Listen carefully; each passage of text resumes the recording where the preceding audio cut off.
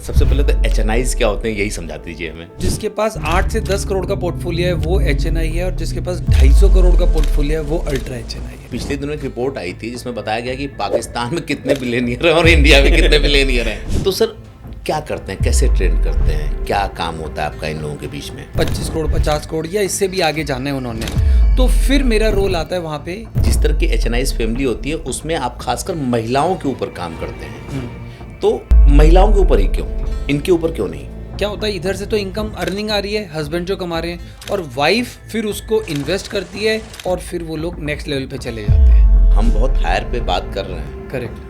बहुत बड़े बड़े धनाढ्य हैं, लेकिन ये अपने बिजनेस में ना कभी आगे नहीं जा पाते हैं। तो यहाँ क्या इन्वेस्टमेंट की कहीं कोई दिक्कत आती है या समझ की दिक्कत होती है? वो लोग ना इन्वेस्टमेंट करने से डरते हैं। जैसे स्टॉक मार्केट तो उनके लिए जुआ है। अगर जब तक आप नए इन्वेस्टमेंट इवेन्यूज में इन्वेस्ट नहीं करेंगे तो जब तक आप ग्रो कैसे करेंगे? कोई एचएनआईज के क्लब में शामिल नहीं हुआ है जी, उसको शामिल होना है, तो वो क्या करे? ये आपने थोड़ा टफ क्वेश्चन पूछ लिया मेरे लिए, क्योंकि जब पत्नियां वेल्थ डिसीजन में एक्टिवली शामिल होती हैं, करेक्ट, तो परिवार की डायनेमिक की स्थिति कितनी बदल जाती है?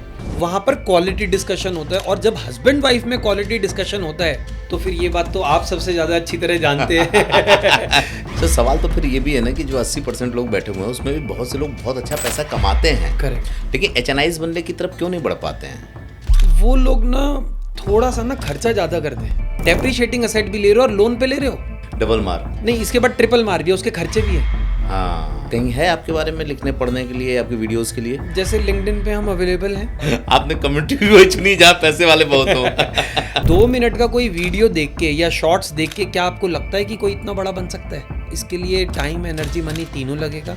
मार्केट करेक्शन पे आती होगी, ऊपर नीचे होती होगी, लेकिन वो गवाते कहाँ होंगे अपना? अब आपको सरप्राइज लाइन बताऊं, हाँ, ज्यादातर अल्ट्रा एचएनआईज ये चाहते हैं यार मार्केट एक बार मेजर तो गिरनी चाहिए। मतलब उनके दिमाग में मंदी रहती है। क्यों? एचएनआई स्ट्रैटेजी खुद बनाता है अपने कंडीशंस को ध्यान में रख के, फिर वो हमें अप्रोच करता है, वहां पर हम उसकी हेल्प करते हैं और वो नेक्स्ट लेवल पे चला जाता है। जो आर्थिक साक्षरता की पढ़ाई है वो हुई ही नहीं। हाँ, बिल्कुल भी नहीं हुई, अगर मैं सही मायने में बताऊं तो। इंश्योरेंस कंपनियां बेच रही हैं भाई, आज आप जाओ बाद में ईएमआई चुका देना। आप कितने बड़े उसमें चले गए हो ट्रैप में, तो आप हमेशा ईएमआई के जाल में ही फंसे रहोगे। लोग शायद 30,000 रुपए की डाउन पेमेंट नहीं कर पा रहे हैं। 30,000 की औकात नहीं, आदमी कहाँ से एचएनआई में जाएगा? एक बार अगर आप लोन ट्रैप में चले गए फिर आप कुछ नहीं कर पाओगे। आने वाले वक्त में ये एचएनआईज, अल्ट्रा एचएनआईज का भविष्य हिंदुस्तान में कैसा देखते हैं?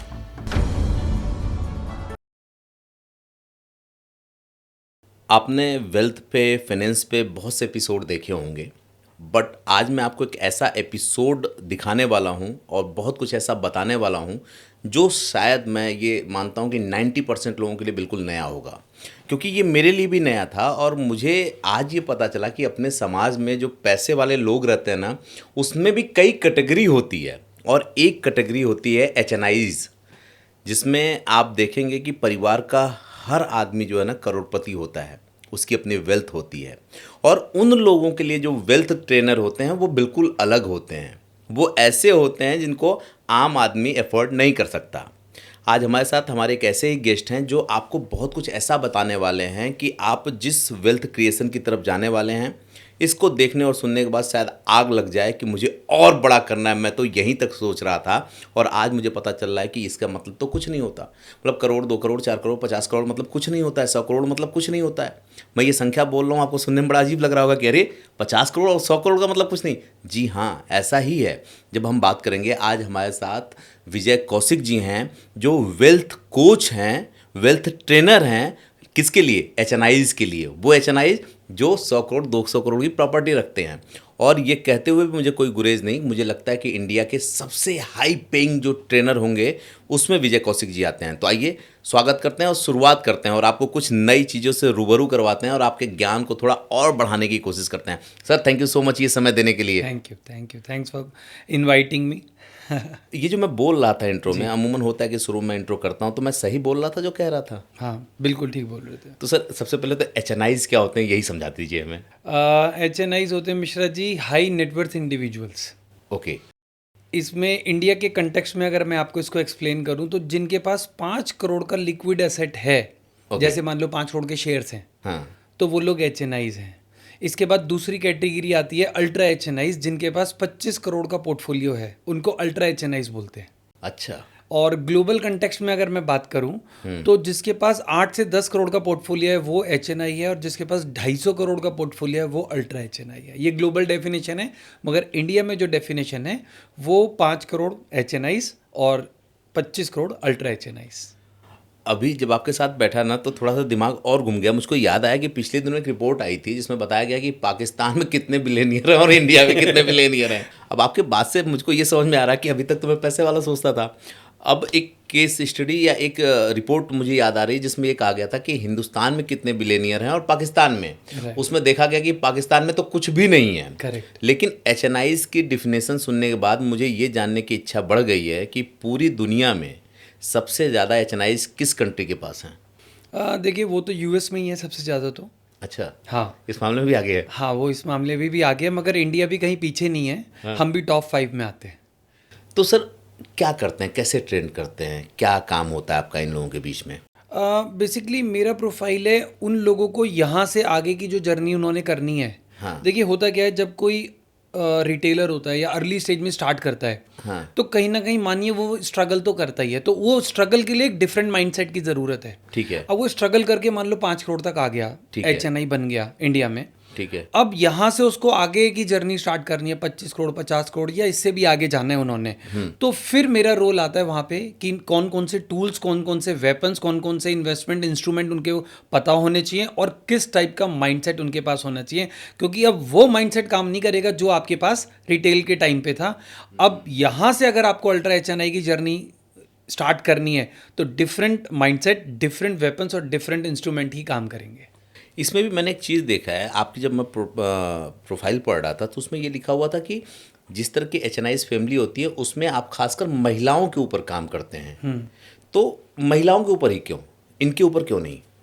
बेसिकली इसके लिए मैं आपको ना थोड़ा सा डीप डाइव बता करते हैं यहाँ पे। होता क्या है, एचएनआईज फैमिलीज में ना आप ये देखेंगे कि ज़्यादातर जो हस्बैंड हैं या जो फैमिली को लीड कर रहे हैं वो ना अपने बिजनेस में इन्वॉल्व हैं या बहुत अच्छी हाई सैलरी पे इन्वॉल्व हैं। तो वो जो बिजनेसेस में इन्वॉल्व है तो उनका जो ध्यान है पूरा ना वो इनकम जनरेट करने पे है, अपने बिजनेस को एक्सपैंड करने में है, मगर वो इन्वेस्टमेंट को ज़्यादा फोकस नहीं कर पाते। तो रिजल्ट क्या होता है, फिर वो रिटर्न्स उतने आते नहीं क्योंकि आप फोकस नहीं कर पा रहे। मतलब आप ना अलग अलग जगह फोकस नहीं कर पाएंगे, एक ही बंदा।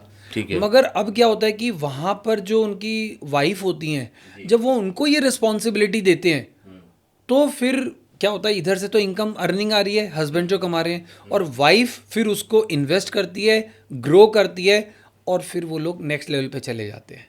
लेकिन अब तक ये माना जाता है ना, जैसे जब आप बड़ी फैमिली को देखेंगे, करोड़पति लोगों को देखेंगे, तो वो ये मानते हैं कि महिलाओं को बैकफुट पे रह करके घर को संभालना चाहिए, क्योंकि पैसे को शायद बड़ी वेल्थ को वो इस तरीके से ना संभाल पाए।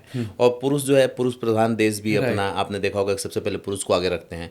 तो ऐसे केस में क्या लगता है कि पुरुष बेहतर है इस मामले में वेल्थ को संभालने में और बढ़ाने में, या महिलाएं बेहतर हैं? देखिए अब ना डायनेमिक्स चेंज हो रहे हैं। हाँ। पहली बात तो ये है कि जब हम एचएनआईज या अल्ट्रा एचएनआईज की फैमिली की बात करते हैं तो वहाँ पे ना कुछ चीज़ों का थोड़ा बहुत तो एडवांटेज होता है। जैसे घर में सर्वेंट्स हैं, मेड है, ड्राइवर है, तो उनके पास एक तो टाइम का थोड़ा एडवांटेज होता है। ठीक है। वुमेन्स के पास। ठीक है। दूसरी बात ये होती है कि वो ना एजुकेटेड तो होते ही हैं। हाँ। तो अब टाइम है, फिर इनकम भी ठीक है, तो क्या करते हैं, फिर वो अपने टाइम को बेस्ट यूटिलाइज करते हैं। अभी देखो, अगर हस्बैंड अपने ही फंड को किसी फंड मैनेजर को देगा तो उस बंदे का ना, जो फंड मैनेजर होता है उसका पर्सनल इंटरेस्ट भी होता है या कंपनी का इंटरेस्ट होता है। हाँ। मगर यहाँ तो आप अपनी वाइफ को, मान लो उन्होंने वेल्थ मैनेजमेंट की एक एजुकेशन ली और उसके बाद खुद ही मैनेज करें, तो वो फैमिली इंटरेस्ट में ग्रो करती है। मुझे तो कई मल्टीपल यहाँ पे बेनिफिट दिख रहे हैं। Right. एक तो फैमिली ग्रो करती है, Correct. पति पत्नी के बीच में झगड़े कम होंगे, और सर वो ये झगड़े वाली बात ना वहाँ पर है ही नहीं कोई भी। अच्छा। क्योंकि वहाँ पे हस्बैंड वाइफ ना एक हैं, एक टीम है। उनको पता है कि अगर हम झगड़े में चले गए हाँ। तो फिर इस वेल्थ को एंजॉय कौन करेगा, कोई और करेगा। तो इससे अच्छा है कि वो अपनी हस्बैंड जो है वो इनकम पे ध्यान लगाते हैं, अपने बिजनेस को एक्सपैंड करते हैं, जॉब पे पूरा फोकस करते हैं, और वाइफ क्या करती हैं, लर्निंग के बाद उसको इन्वेस्ट करती हैं, ग्रो करती हैं, फैमिली के लिए करती हैं। तो जिससे कि क्या होता है कि एक टीम में काम करते हैं और एक फैमिली को आगे ग्रो करते हैं, और फिर वही चीज़ बच्चों में आगे फॉरवर्ड करी जाती है। लेकिन सर जो हम लोग सुनते हैं ना, मुझे लगता है एक मिडिल क्लास का जो माइंडसेट होता है इस तरह की फैमिलीज़ के लिए, वो ये मानते हैं कि जितना बड़ा आदमी होता है, जितना ज़्यादा उसके पास दौलत होती है, उतना ही उसकी फैमिली न्यूक्लियर होती है।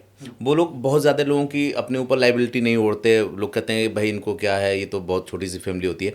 आपका क्या मानना है कि उनकी फैमिली के क्या होता है? जैसे आपने कहा ना उनके यहाँ विवाद नहीं होता। राइट। हम लोग ये सोचते थे कि पैसा उनके यहाँ ज़्यादा होता तो विवाद उनके यहाँ ज़्यादा होता होगा। रेयर केस है विवाद होना या डिस्प्यूट होना, रेयर है वहाँ पे। अच्छा। देखो वो लोग क्लियर, ज़्यादातर वो लोग सेम लेवल पे ही ज़्यादातर शादियाँ होती हैं। हाँ। तो जब उनको पता है हमारे पास इतनी बड़ी लेगेसी है, वेल्थ है, तो इसको अगर हम लड़ाई करके फिर तीसरा बंदा इंजॉय करेगा इसको, चाहे वो लॉयर हो या कोई और हो, तो क्यों डिस्प्यूट में जाना। और वहाँ पर ना लोगों को या तो समझ, या तो हस्बैंड या वाइफ में से कोई एक बंदा समझ जाता है या वो समझा देता है, बट न्यूट्रल हो गए वहाँ पे ये चीज़ें। मतलब रेयर, देखिए रेयर के एक्सेप्शंस के बारे में तो नहीं कह सकता मैं, कोई 100 में से एक केस। अदरवाइज मेरा एक्सपीरियंस ये कहता है कि वहाँ पर इस टाइप के डिस्प्यूट ना के बराबर है। इसको थोड़ा सा और सिंप्लीफाई करते हैं सर। हाँ, आपने कहा कि HNIs फैमिली को आप ट्रेंड करते हैं। Correct. पैसा उनके पास ऑलरेडी होता है, सब Right. कुछ होता है। तो कोई केस स्टडी आप हमको बता सकते हैं किसी परिवार का कि उनके पास पैसा था, फिर उनकी फैमिली को आपने ट्रेंड किया तो वो पैसा कई गुना ज़्यादा बढ़ गया? Okay. और क्या सिर्फ इसके पीछे मोटो पैसे को बढ़ाना होता है या व्यक्ति को जिम्मेदार कराना या बिजनेस में इन्वॉल्व कराना, क्या होता है? थोड़ा सा इसको सिंप्लीफाई करके किसी केस स्टडी के थ्रू बताएंगे जो दो दर्शक है वो उसको ईजिली कनेक्ट कर पाएगा इससे। मेरे को एक केस जो रिसेंटली, मैं इसको रिसेंट इवेंट से कनेक्ट भी करता हूँ। मैंने ना 2014 में एक जैन फैमिली पढ़ाई थी, फरीदाबाद में है। ठीक है। और मतलब मैंने उनके तीनों बड़े जो भाई हैं उनको पढ़ाया था और अच्छा। उनके बच्चों को भी पढ़ाया था। तो एक ही ग्रुप में 13-14 लोग थे, मतलब तीनों ब्रदर्स और उनके बच्चे जी। और करीब 6 महीने के आसपास तक उनको पढ़ाया था। पढ़ाने के बाद फिर अब बच्चों ने इसमें इंटरेस्ट लेना चालू करा। जब इंटरेस्ट लेना चालू करा तो एडवांटेज क्या हुआ फिर कि अब धीरे धीरे वो बिजनेस में इन्वॉल्व होने लगे। जी। फिर पेरेंट्स ने या उनके फादर ने उनको बिजनेस डायनेमिक्स पढ़ाए। अब बिजनेस डायनेमिक्स पढ़ाए तो उनको बिजनेस समझ में आने लगा, फिर वो इन्वेस्टमेंट्स भी करने लग गए। और आपको एक सरप्राइज और जानकर बड़ा खुशी भी होगी, उनमें से एक बेटे ने अपनी कंपनी लिस्ट करवा दी है स्टॉक मार्केट में। अच्छा, IPO भी आ गया उनका? जी, SME सेगमेंट में उन्होंने अभी रिसेंटली अपनी कंपनी लिस्ट करा दी और कंपनी का नाम है नमो ई वेस्ट। क्या बात जिससे है? कि आप जस्टिफाई भी कर पाएं। और इनका ये पूरा डॉक्यूमेंट्री डिस्कवरी चैनल ने बनाई है और जो यूट्यूब पे पड़ी है, आप कोई भी देख सकते इसके पीछे ट्रेनिंग आपकी रही है? देखिए मेरा जो पार्ट था ना, वो जो आपका क्वेश्चन ना फैमिली डायनेमिक्स को लेकर था कि भाई वहाँ पे न्यूक्लियरिज्म रहता है या न्यूक्लियर फैमिली रहती है। मैं ना ये बताना चाहता हूँ कि वहाँ पे ना जैसे पेरेंट्स ने पहले तो चीज़ें समझी बच्चों के साथ मिलके, तो सबको एक ही जैसी नॉलेज मिली। फिर उन्होंने उसी नॉलेज को बच्चों के साथ धीरे धीरे इम्प्लीमेंट करा। इम्प्लीमेंट करके बच्चों को समझते हुए, बच्चों को समझाते हुए वो लोग आगे बढ़े, बिजनेस में इन्वॉल्व करा और आज देखिए कंपनी भी लिस्ट करा ली है। और मेरे को पता है क्या लगता है, अगले शायद 5 साल में जो प्रॉपर IPO होता है, मेन IPO, वो भी आ जाएगा। अच्छा, अभी तक तो हमें ये लगता था कि जब सोशल मीडिया पे लोग वीडियोस देखते हैं, ट्रेनर्स के वीडियोस देखते हैं, तो लगता है बिजनेसमैन बनना तो आसान है। कुछ रुपया लेकर के आओ, किसी चीज़ में बिजनेस में पैसा लगाओ और आप बिजनेसमैन बन जाओ। लेकिन जो केस स्टडी आपने बताई, वहाँ पे मुझे लगता है कि एक तो फाइनेंशियल नॉलेज होना चाहिए। करेक्ट। दूसरी चीज़ आपने बताया कि वो मतलब पैसे की नॉलेज, मतलब फाइनेंशियल नॉलेज के साथ साथ बिजनेस की नॉलेज भी होनी चाहिए। कि कैसे, तो क्या वो लोग सिर्फ पैसे पे जोड़ देते हैं या एजुकेशन भी उनके लिए ज़रूरी होता है? सर हर चीज़ में ना मेरे को ऐसा लगता है कि सबसे पहले एजुकेशन ही हो, सब चीज़ों में। अच्छा। चाहे वो पंचर लगाने वाला भी बंदा है ना, हाँ। सबसे पहले तो वो सीखेगा ही ना कैसे लगता है। हाँ। अब बाकी चीज़ें तो बहुत दूर की बात है। या आप ये देखिए कि कोई भी पेरेंट्स हैं, अपने बच्चों को जब नौकरी के लिए वो लोग तैयार करते हैं तो वो पहले स्कूल, फिर कॉलेज, फिर स्पेशलाइजेशन और उसके बाद बच्चा फिर इंटरव्यू फेस करता है, फिर जॉब में जाता है। तो वो लोग इस डायनेमिक को अच्छी तरह समझते हैं कि पहले हमें उनको पढ़ाना है, पहले उनको बेसिक क्लियरिटी देनी है चीज़ों को लेके, और उसके बाद फिर हैंड होल्डिंग तो वो खुद भी देते हैं साथ में। मतलब हम लोगों के साथ साथ जो भी एज अ ट्रेनर गए होते हैं, उनके साथ साथ जो कंपनी का एक्चुअल परफॉर्मेंस होती है और जो इम्प्लीमेंट करते हैं वो लोग पॉलिसीज़, लर्निंग्स, तो उसका तो वो हैंड होल्डिंग सपोर्ट देते हैं। बात तो सही है सर, लेकिन अब कई सवाल ऐसे आ रहे हैं ना कि हम बहुत हायर पे बात कर रहे हैं। करेक्ट। एक मुझे बड़ा फ़र्क बताइए, जो एचएनआईज़ फैमिली होती है और जो नॉर्मल बिजनेसमैन की फैमिली होती है, उसमें क्या अंतर होता है कि ये लोग बड़े से बड़े बड़े होते चले जाते हैं और वो वहीं पे स्टक होते हैं या तो वहीं तक होते हैं, और उनकी जो दूसरी पीढ़ी होती है वो बस बिजनेस को संभालती है, आगे नहीं बढ़ाती। राइट। मेरा क्वेश्चन समझ पा रहे हैं? हाँ जी, हाँ जी। तो इसमें कहाँ पे फ़र्क आता है, अंतर कहाँ पे होता है, चैलेंज कहाँ होता है? ज़्यादातर ना मतलब मैंने ये देखा है कि लोग ना जो एक लेवल पे ही रह जाते हैं, वो लोग ना सारी चीज़ें खुद ही मैनेज कर रहे हैं। हाँ, सारी चीज़ें वो खुद ही मैनेज करते हैं, तो इसलिए बच्चा भी ना उस बिजनेस को ज्वाइन करने से डरता है। वो लगता है कि यार मैं क्यों ना यूएस चला जाता हूँ, वहाँ पे कोई नौकरी कर लूँगा, पढ़ लूँगा। जब आप ना थोड़ा सा रिस्पॉन्सिबिलिटी को स्प्रेड करते हैं, ऑटोमेट करते हैं बिजनेस को, तो फिर जब रिस्पॉन्सिबिलिटी आप किसी को भी हैंड ओवर करते हैं, तो वो फिर चीज़ें वहाँ से एक्सपैंड होती हैं। जिसको भी आपने हायर करा है, तो वो बंदा अपनी रिस्पॉन्सिबिलिटी समझता है, वहाँ से एक्सपेंशन करता है, तो धीरे धीरे इस तरीके से बिजनेसेस ग्रो करते हैं, रादर देन थोड़ा सा लोअर लेवल पे, या मैं कहूँगा कि फर्स्ट लेवल पे लोग ना खुद ही सारी चीज़ें करना चाहते हैं, तो वो एक चैलेंज रहता है। सर इसको ना मैं एक दूसरे परिप्रेक्ष्य में आपसे दिखवाना चाहूँगा। ये बातें सिर्फ इसलिए हो रही है ना कि थोड़ी सी ये चीज़ें और क्लियर हो जाए। बहुत से बड़े बिजनेस फैमिली जो होती हैं वो देखती हैं, कमेंट भी करती हैं इस पे।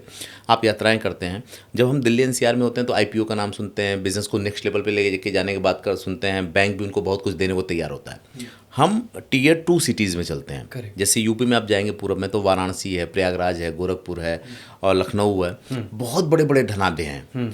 लेकिन ये अपने बिजनेस में ना कभी आगे नहीं जा पाते हैं। क्या उसकी वजह ये मानते हैं कि वो सही तरीके से इन्वेस्ट नहीं कर पाते हैं, क्योंकि उनका नाम नहीं होता। लेकिन यहाँ वाला आदमी जो है बैंक से पैसे लेकर के अपना नाम कर लेता है, अपनी कंपनी को आगे बढ़ा लेता है, और वहाँ वाले पैसे रख करके भी फेल होते हैं। तो यहाँ क्या इन्वेस्टमेंट की कहीं कोई दिक्कत आती है या समझ की दिक्कत होती है? बेसिकली क्या है कि अगर टीयर 2 सिटीज़ की अगर आप बात करोगे ना, वहाँ पर काफ़ी रिच लोग हैं। मतलब मैं तो काफ़ी टीयर 2 सिटीज़ के लोगों को पढ़ा चुका हूँ, मतलब पैसे की वहाँ पे कोई कमी नहीं है। ठीक है। मगर वो लोग ना इन्वेस्टमेंट करने से डरते हैं।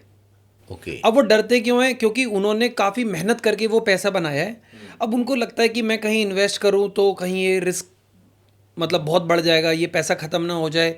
फिर उनके नज़रिए में कुछ, जैसे स्टॉक मार्केट तो उनके लिए जुआ है, वहाँ पर पैसा लगाना तो उनके लिए जुआ लगता है उनको। तो वो इसके रिस्क को नहीं समझते। और कुछ फिर उनकी फैमिलीज में बच्चे जो होते हैं, जब जो नई पीढ़ी होती है वो उसको समझते भी हैं, मगर कहीं ना कहीं जब फैमिली की थोड़ी सपोर्ट नहीं होती तो वो फिर रुक जाते हैं। तो पैसे को ग्रो करने के लिए अगर जब तक आप नए इन्वेस्टमेंट इवेन्यूज में इन्वेस्ट नहीं करेंगे तो जब तक आप ग्रो कैसे करेंगे? तो फिर इसलिए वो केवल पैसा आगे कैरी होता रहता है, वो उसको बढ़ा सकते हैं। और जो भी नए नए आजकल टेक्निक्स हैं उनको यूज़ करके, जिसमें रिस्क बहुत ही कम है या ना के बराबर है। ठीक है सर, चलिए मज़ेदार बात। एक बनारस की फैमिली उठाता हूँ मैं जी। वो 50 करोड़ 100 करोड़ रुपए अपने पास रखा हुआ है जी। लेकिन इंडिविजुअल उसको डर है कि यार ये पैसा तो मेरे दिमाग से मैंने बनाया है, कल के लिए कुछ होगा तो ये तो बर्बाद हो जाएगा। Correct. अब वो आपका पॉडकास्ट देखने के बाद सोचे कि मुझे अपनी फैमिली को ना एचएनआईज़ फैमिली बनानी है, तो वो क्या तरीके होंगे जिसके थ्रू वहां तक पहुंच सकता है, या वो आपसे मिले तो आप क्या सजेस्ट करना चाहेंगे उसको? देखो, सबसे पहले तो मैं उनको यही कहना चाहूँगा कि आप ना एक कंप्लीट और राइट नॉलेज लो सबसे पहले। ठीक है। जब वो नॉलेज आपको पहले ही मिल गई तो आपके इतना एक्सपीरियंस है तो आपको ये तो समझ जाओगे कि भाई यहाँ से मेरे को कुछ एडवांटेज होगा या नहीं होगा।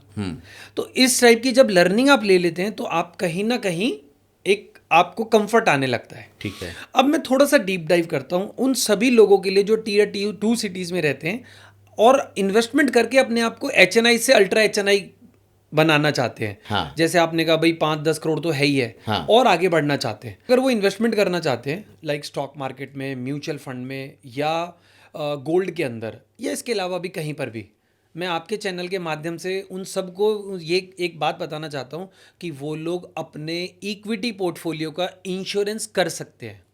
अच्छा। अपने गोल्ड का जो पोर्टफोलियो वो बनाएंगे उसका इंश्योरेंस कर सकते हैं, और म्यूचुअल फंड वो लोग जो खरीदेंगे उसका भी इंश्योरेंस हो सकता है। तो अगर इंश्योरेंस हो गया तो डाउन साइड तो प्रोटेक्ट हो गई ना। बिल्कुल। हाँ। और इसके बाद तो ऊपर ही ऊपर है, तो यहाँ से आप एचएनआई से अल्ट्रा एचएनआई की जर्नी को शुरुआत कर सकते हैं और अपने जो टारगेट्स हैं उसको अचीव कर सकते हैं। और कोई एचएनआईज़ के क्लब में शामिल नहीं हुआ है जी। उसको शामिल होना है, ओके। तो वो क्या करे? ये आपने थोड़ा टफ क्वेश्चन पूछ लिया मेरे लिए, क्योंकि देखिए उसके लिए मैं HNI से मतलब मेरा ये है ना सर कि पैसा दबा के रखा है वो, ओके लेकिन वो चाहता है कि उसके फैमिली के इंडिविजुअल व्यक्ति का भी वेल्थ तैयार हो, मैं ये कह रहा हूँ। अच्छा, उस केस में मैं यही कहूँगा, फिर से वही एक एडवाइस है, पहले ना आप राइट और कंप्लीट नॉलेज लो, अच्छा, उसके बाद धीरे धीरे स्लोली एंड ग्रेजुअली इन्वेस्टमेंट्स करो। ठीक है। और जब वो इन्वेस्टमेंट आप करोगे ना, तो मेरा एक ये कहना है कि इंश्योरेंस जरूर करके रखो। इंश्योरेंस का मतलब है अगर पोर्टफोलियो नीचे जाता है तो आप प्रोटेक्टेड हैं एक सर्टेन लेवल के बाद, अदरवाइज जितना भी ऊपर जाएगा वो सब आपका है। तो मैंने रिस्क तो खत्म ही कर दिया आपका, हाँ, या मैं ये कहूँ रिस्क ना के बराबर कर दिया। तो इसमें सपोर्ट के रूप में आप कहाँ तक चलते हैं, आपकी टीम कहाँ तक चलती है? क्या किसी फैमिली को अगर आपने हायर किया या किसी फैमिली ने आपको हायर किया तो आप स्टेप वाइज लेकर के उनको चलते हैं, कैसे चलती हैं? देखिए हम लोग सबसे पहले ना फैमिली डायनेमिक समझते हैं। हाँ। कि वो आगे कैसे जाना चाहते हैं, कितना जाना चाहते हैं और कौन इसको संभालेगा। एग्जाम्पल है, वो कहते हैं भाई बच्चे संभालेंगे, वाइफ संभालेंगे या दोनों मिलके संभालेंगे। तो हम उनको पहले राइट और कंप्लीट हैंड होल्डिंग नॉलेज देते हैं। नॉलेज देने के बाद वो उसको इम्प्लीमेंट करते हैं, और इम्प्लीमेंट करने के बाद फिर वो जो भी उनके डिज़ायर्ड टारगेट्स हैं, जहाँ तक वो पहुँचना चाहते हैं, वो उन लेवल्स को अचीव कर लेते हैं। ओके। Yeah. एक सवाल आया था इसी में, हम लोग शुरू में पत्नियों पर बात कर रहे थे कि जब पत्नियां वेल्थ डिसीजन में एक्टिवली शामिल होती हैं, Correct. तो परिवार की डायनेमिक की स्थिति कितनी बदल जाती है? मेरे को लगता है बहुत पॉजिटिव हो जाती है, अच्छा, क्योंकि उनके पास ना अब अपने फैमिली को ग्रो करने के लिए टाइम है। पूरा डिस्कशन ही उस बात पे होता है, क्योंकि आप वेल्थ ग्रो कर रहे हो ना, तो मन में इसके अलावा ना कोई और थॉट्स नहीं आते कि जिससे डिस्प्यूट हो, कोई और मतलब अननेसेसरी की चीज़ें डिस्कस हो। वहाँ पर क्वालिटी डिस्कशन होता है, और जब हस्बैंड वाइफ में क्वालिटी डिस्कशन होता है तो फिर ये बात तो आप सबसे ज़्यादा अच्छी तरह जानते हैं क्योंकि आप अपनी वाइफ के साथ ही ये पॉडकास्ट बिजनेस कर रहे हैं, और I think you are doing very well. तो मेरे को ये लगता है कि वही डायनेमिक्स वहाँ पर भी हैं कि भाई जब वाइफ वहाँ पर खुद इन्वॉल्व है और वो सारा ध्यान अपनी वेल्थ को ग्रो करने पे लगा रही हैं, तो डिस्कशन बहुत हेल्दी होते हैं। लेकिन इसमें एक चीज़ आप देखेंगे, आप फील करेंगे, क्योंकि ऐसी फैमिलीज़ को आप डील करते हैं कि महिलाएं जो होती हैं निवेश के मामले में थोड़ा सा ज़्यादा पैसे को लेकर डरती हैं। करेक्ट। पुरुष तो रिस्क ले भी लेता है। राइट। तो उनके ये डर किस तरीके के होते हैं और आप उसको ओवरकम कैसे करते हैं? देखो सबसे पहला डर ना ज़्यादातर फीमेल्स में यही होता है जब स्टार्ट करते हैं हम डे 1 पे, कि मैं कर लूँगी, कर लूँगी, खुद पे शंका होती क्या है। मैं वेल्थ बना लूँगी, क्या मैं वेल्थ मैनेज कर लूँगी, बहुत टफ है, ये है वो है। देखो सबसे पहला डर तो हम इसी बात से ही निकाल देते हैं कि भाई इंश्योरेंस रहेगा। हाँ, दूसरी बात, जब आपको चीज़ की नॉलेज है तो आप तो इम्प्लीमेंट कर ही लोगे ना। हाँ, भाई अगर मेरे को किसी चीज़ की नॉलेज नहीं है तो देखिए वहाँ पे तो रिस्क हर चीज़ में है, मगर अगर आपको बहुत अच्छी नॉलेज है किसी भी चीज़ की, तो मुझे लगता है कि नॉलेज आपका रिस्क हमेशा के लिए। ज्ञान क्या है? वही तो तलवार है जिससे आप डर को काट देते हो। बिल्कुल सही बात है। तो ये ज्ञान ही है जो अज्ञान को काट देता है और डर को निकाल देता है। फिर पीछे आप जैसे लोगों की एक्सपर्ट की टीम भी खड़ी रहती फिर है। वही नॉलेज रहती है, वो नॉलेज जो दी जाती है उससे उससे वो अपना जो भी अपना पोर्टफोलियो है वो ग्रो करते हैं। अब आपने इतनी लंबी जर्नी तय की है, कोई एक ऐसी कहानी बताइए मुझे महिला की जहाँ पे आप गए हो, एंट्री मारे हो, उनको लगा मैं कुछ नहीं कर पाऊंगी और आज वो एक बहुत अच्छी निवेशक बन के मार्केट में स्टेब्लिश हो। हाँ, मेरी एक स्टूडेंट है शालिनी, अच्छा, गुड़गांव से हैं। उनको तो बहुत ही डर था। हाँ, एक्चुअल में उनके साथ ये था कि बड़े फैमिली से बिलोंग करते हैं वो। तो जब भी मीटिंग्स होती थी या घर पे गेट टुगेदर्स होती थी, हर बंदा इन्वेस्टमेंट की बात कर रहा है, ग्रो होना है उसको, ये करना है, ये इन्वेस्टमेंट चल रही है, वो इन्वेस्टमेंट चल रही है। तो कहती विजय मुझे नहीं समझ में आता था ये सब क्या हो रहा है, बट मुझे भी अपने आप को ग्रो करना था। अब ग्रो करना है तो उसके लिए फिर क्या करें, समाओ फिर उनकी लर्निंग स्टार्ट हुई। तो उनका भी पहले ही सवाल था, क्या मैं कर लूँगी? मैंने कहा जी बिल्कुल कर लोगे। जब मैंने ट्रेनिंग स्टार्ट करी तो पता चला उनको तो कंप्यूटर ही नहीं चलाना आता। अच्छा, देखो उस लेवल से उन्होंने शुरुआत करी थी। तो उनको डर भी उनका बढ़ता गया कि विजय ये तो कॉम्प्लेक्स होता जा रहा है। मगर उनमें ना एक चीज़ बहुत बेस्ट थी करने का ना, कुछ मुझे करना है। आपने वो एक पिक्चर देखी होगी इंग्लिश विंग्लिश, उसमें श्रीदेवी डिसाइड कर रही थी मुझे इंग्लिश सीखनी ही है। सीखनी है। तो उनका वो वाला लेवल था कि मुझे ना इन्वेस्टमेंट सीखनी ही है। हाँ, तो वो डर से फिर जो जो चीज़ें सामने चैलेंजेस आते रहे वो ओवरकम करते गए, और जैसे जैसे ओवरकम करते गए आज ऑलमोस्ट उनका डर पूरी तरीके से निकल चुका है और अच्छा इन्वेस्ट कर रहे हैं। तो उनके हस्बैंड बहुत अच्छी जगह मतलब जॉब में हैं, और वो उनका पोर्टफोलियो मैनेज करती हैं और सेटिस्फैक्ट्री लेवल पे हैं। अच्छा, जो मैं समझ पा रहा हूँ सर ना, आजकल एक उदाहरण समाज में दिया जाता है कि भाई अगर आदमी पैसा कमाता है तो कितना कमा पाएगा, पैसा अगर पैसा कमाता है तो फिर आप वेल्थ बना पाओगे। तो मुझे जो समझ में आ रहा है कि आप पैसे से पैसा कमाना सिखाते हैं। करेक्ट। जरा बताएं सर, कैसे इस पे लेकर के जाते हैं? देखिए क्या होता है कि जब तक कोई बिजनेसमैन खुद ही अपना बिजनेस के अंदर इन्वॉल्व है, तो वो तो जब तक वो इन्वॉल्व है जब तक बिजनेस ग्रो करता है, फिर वो हायर करता है तो एक्सपैंड भी करता है। मगर हम ये कहते हैं कि भाई जो भी आप प्रॉफिट्स बना रहे हैं उसका एक हिस्सा बस आप इन्वेस्ट कर दो, भले ही 20वां हिस्सा करो, 1/10 करो, 1/5 करो, कुछ भी करो, मगर एक पोर्शन इन्वेस्ट करो। अब वो इन्वेस्टमेंट अगर आपका ही फैमिली मेंबर मैनेज करे तो वो फिर एक बड़े लेवल पे चला जाता है। ओके। हाँ, वाइफ करे, किड्स करें या दोनों मिलके करें तो वो फिर बड़े लेवल पे चला जाता है। मतलब एक एक्चुअली रुपया कमा रहा है, करेक्ट। पीछे बैठा हुआ बंदा जो है, ड्राइविंग सीट के पीछे बैठा हुआ जो बंदा है, वो उस पैसे को सही तरीके से मैनेज करके बिना कुछ किए हुए पैसे से पैसा कमा रहा है। करेक्ट, उसको ग्रो कर रहा है वो। अच्छा, आपको कभी लगा नहीं कि अब तो आप इस्टेब्लिश हो गए हैं, लेकिन अगर आप मार्केट में आते तो जिस फील्ड में आप काम कर रहे हैं वो बड़ी लिमिटेड है, हाँ। बड़ी सिलेक्टेड है, बहुत क्रीमी लेयर है। अगर आप नीचे के मार्केट में होते तो कुछ ज़्यादा भीड़ मिल जाती है आपको? हाँ, मिल सकती थी। मतलब अगर मैं चाहता तो अपने क्लाइंट्स का पोर्टफोलियो दिखा के ही लोगों को इसीलिए कितने पूछा। लोगों को मैं क्लाइंट बना सकता था, मगर वो हम करना नहीं चाहते वो सब, क्योंकि वहाँ पे प्राइवेसी उनकी हमें ध्यान में रखनी है। फिर दूसरी बात है कि कुछ ना HNIs के लेवल पे जब लोग आ जाते हैं ना, तो उनके पास इन्वेस्ट करने के लिए बहुत सारे इंस्ट्रूमेंट्स होते हैं। जैसे एक एग्जांपल, जैसे रिटेलर होता है, वो 1 या 2 इंस्ट्रूमेंट जानता है। जैसे बाय कर लिया, शेयर बढ़ गया तो बेच दिया, हाँ, ये एक इंस्ट्रूमेंट जानता है वो। या कुछ केस में लोग ऊपर बेच के नीचे खरीद लेते हैं, ये 2-3 केसेस हैं। मगर HNIs के लेवल पे जब आप चले जाते हो ना, तो वहाँ पर 10 से 15 इंस्ट्रूमेंट हैं। तो जिस भी टाइप की मार्केट होगी वो उसी टाइप से इन्वेस्ट करेगा। तो सर मैं ये मान लूँ कि जो 80-20 का रेशियो है कि 20% लोग ही पूरे 80% लोगों को कंट्रोल करते हैं, तो उस 20% लोगों के लिए आप काम करते हैं। हाँ, बड़े मजबूत आदमी होंगे, बड़े पावरफुल आदमी होंगे। Correct, ऐसे लोगों के बीच में जब आपका आना जाना होता है, मेन होता है कि उनको पढ़ाना है, और जब रिजल्ट मिलता है उन चीज़ों से, तो कहीं ना कहीं फिर वो लोग उनका कॉन्फिडेंस बढ़ जाता है उनका।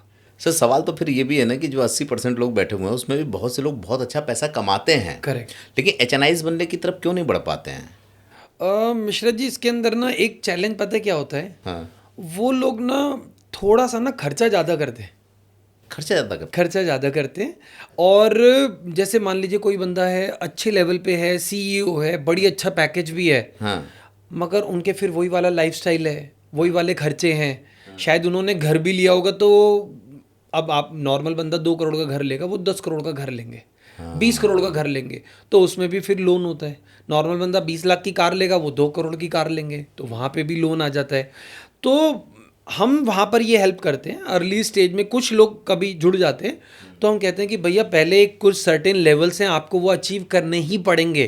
पहले HNI बनो, उसके बाद क्या होता है, शुरुआत में तो आपको हाथ रोकना ही पड़ेगा। पहले HNI बनो, और जितने भी ऐसे खर्चे हैं जो, स्पेशली मैं एक एग्जांपल भी देता हूँ, जो डेप्रीशिएटिंग असेट आप खरीद रहे हो। एक एग्जांपल लेता हूँ, जैसे आप कोई भी बंदा कार खरीदता है, वो एक डेप्रीशिएटिंग असेट है।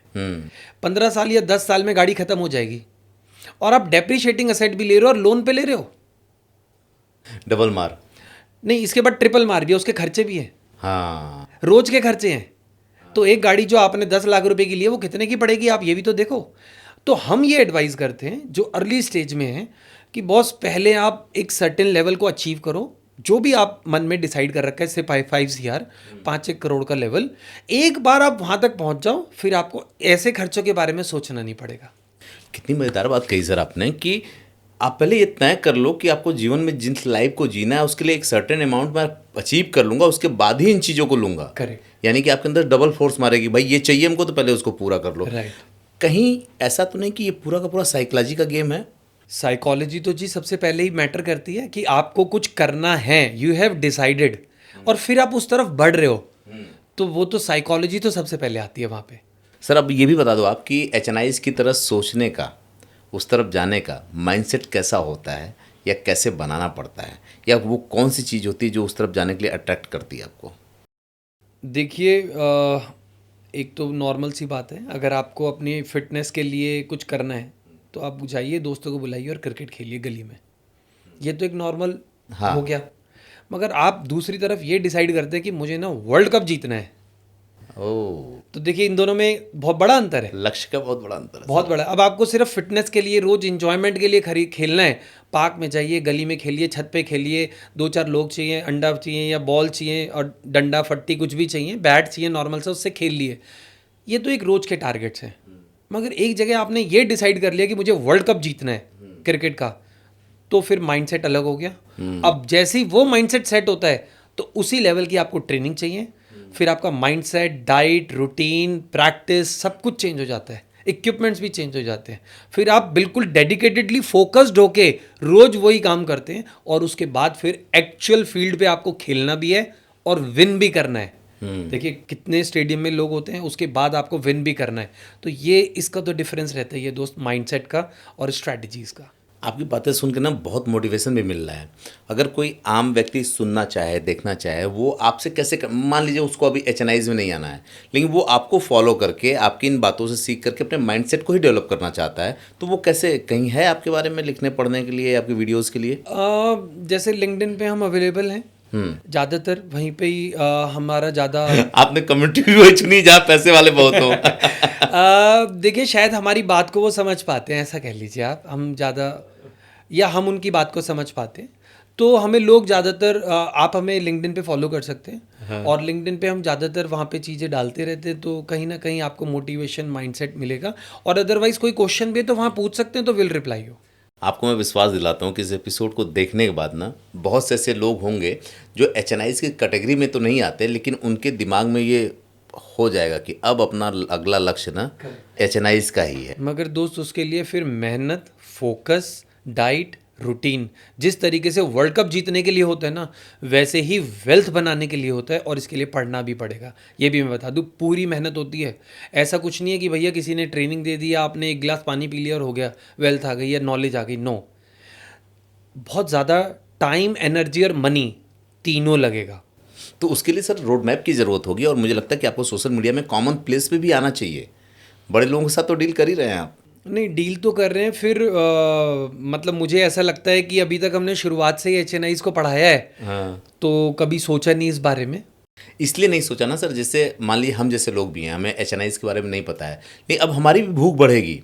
ऐसे लोगों ने ट्रेडिंग और इस पे तो बहुत वीडियोस बनाए, तो लोगों को पता है। आज बहुत से लोग आप देखिएगा कमेंट में आकर के ये बताएंगे कि भाई इस तरफ जाने का रास्ता या आपको फॉलो करने का रास्ता कहाँ से मिलेगा। तो मुझे लगता है कि आपको इस पे ना थोड़ा सा और लोगों को, कॉमन लोगों को भी बताने की ज़रूरत है। जैसे हम Tier 2 सिटी की बात कर रहे थे, कोई बड़ी बात नहीं कि कोई उठ के वहाँ से आपको फ़ोन करता है कि सर अब मुझे आपसे मिलना है, मुझे इसके साथ काम करना है। तो ऐसे लोगों के लिए भी आपको एक प्लान तो बनाना चाहिए। नहीं, ऐसी बात नहीं है। जो मेंटली बहुत स्ट्रांग होते हैं वो पहुंच भी जाते हैं। हाँ। और फिर मेहनत भी करते हैं, मगर जो मेहनत करने के लिए तैयार रहता है फिर वो लोग आगे बढ़ जाते हैं। ऐसे काफ़ी एग्जाम्पल हैं, ऐसी बात नहीं है बिल्कुल भी नहीं पढ़ाया, मगर कुछ लोग सोशल मीडिया के थ्रू, रेफरेंसेस के थ्रू पहुंच जाते हैं। और जब वो पहुंच जाते हैं तो पहले उनको ये कंडीशन बताई जाती है कि भैया ये इतना आसान नहीं है जितना आसान तुम्हें लग रहा है। क्योंकि देखिए मैं ये बात नहीं बोल सकता कि 50 रुपये, 5,000 से आप 5 करोड़ रुपये बना सकते हो। ये मैं समझ रहा हूँ। मैं बोल ही नहीं सकता, क्योंकि ऐसा मतलब नहीं हो सकता। ये बात आप मानिए। तो इसके लिए अब आपको मेहनत करनी पड़ेगी। आप मेहनत के लिए तैयार हैं? क्योंकि 2 मिनट का कोई वीडियो देख के या शॉर्ट्स देख के क्या आपको लगता है कि कोई इतना बड़ा बन सकता है? 2 मिनट की एक इन्फॉर्मेशन लेके, नॉलेज नहीं इन्फॉर्मेशन लेके, क्या वो इतना बड़ा बन सकता है? इसके लिए टाइम, एनर्जी, मनी तीनों लगेगा। अगर आपने डिसाइड कर लिया कि मुझे एचएनआई बनना है, it is as equivalent as winning a world cup of cricket. तो समझ में आ रहा है सर। तो वो आप देखिए ना, आज सचिन तेंदुलकर हैं, इतने बड़े प्लेयर हैं, क्या उन्होंने सिर्फ गली के नॉर्मल बैट बॉल खेल के ही अचीव कर लिया होगा? संभव ही नहीं है। द काइंड ऑफ प्रैक्टिस उन्होंने करी है, उन्होंने जो अपना रूटीन चेंज करा है, डाइट चेंज करा है, और कुछ सेक्रीफाइस भी करे हैं, और फिर उसके बाद एक्चुअल फील्ड पे परफॉर्म भी करा है इतने प्रेशर में और अचीव करा है। इसलिए आज उनको दुनिया उनकी जय जयकार करती है। नहीं, और एक चीज़ मुझको और भी समझ में आ रहा है, और ये बड़ा चैलेंज है जिसका सवाल मैं आपसे पूछने वाला हूँ, कि लोग ना ट्रेंड्स के पीछे भाग रहे हैं। अब ऐसे लोग जो ट्रेंड्स के पीछे भाग रहे हैं, वो अगर आपके पास आते हैं तो कौन सी स्ट्रेटजी होती है आपको जिससे उनको रीडायरेक्ट करते हैं आप एचएनआईज की तरफ? देखिए, सबसे पहले तो एक पूरा प्रोसेस है एचएनआई बनने का। ऐसा नहीं है कि ये कोई कुछ घंटे या दिनों का काम है। Will take time. तो सबसे पहले हम उनको पूरा रोड मैप बताते हैं, स्टेज 1, स्टेज 2, स्टेज 3, स्टेज 4। जैसे उसके लिए पहले इन्वेस्टमेंट करें, मगर एक एग्जांपल, जैसे एग्जांपल के साथ भी भाई, पहले आपने इन्वेस्टमेंट कर दिया, इन्वेस्टमेंट करने के साथ साथ हर महीने आपको इंश्योरेंस करना है। अच्छा। क्योंकि आप एक बार इन्वेस्टमेंट करके यहाँ तक पहुँचे, इसका इंश्योरेंस कर लो, फिर यहाँ पहुँच गए, इसका इंश्योरेंस कर लो, फिर नीचे अगर थोड़ा बहुत आए हो तो प्रोटेक्टेड हो ना, फिर आप दूसरे लेवल पे चले जाओगे। तो ये सारी चीज़ें हम बताते हैं जिससे कि वो एक टाइम के मतलब विद इन द टाइम वो अपने टारगेट्स को अचीव कर लेते हैं। सर, ये जो इंश्योरेंस होते हैं ये मतलब उनको किस तरह से उनके वेल्थ के मामले में उनको फ़ायदा देते हैं? अब तक तो लोग चीज़ों का इंश्योरेंस कराते हैं, बाकी चीज़ों का करवाते हैं। करेक्ट। मैं इसको इसलिए भी पूछ रहा हूँ कि ये तो कोई भी करवा सकता है, जिसका बड़ा पैसा वो भी करवा सकता है, जिसका छोटा पैसा पोर्टफोलियो वो भी करवा सकता है। तो ये किस तरह से उनको सिक्योरिटी देते हैं?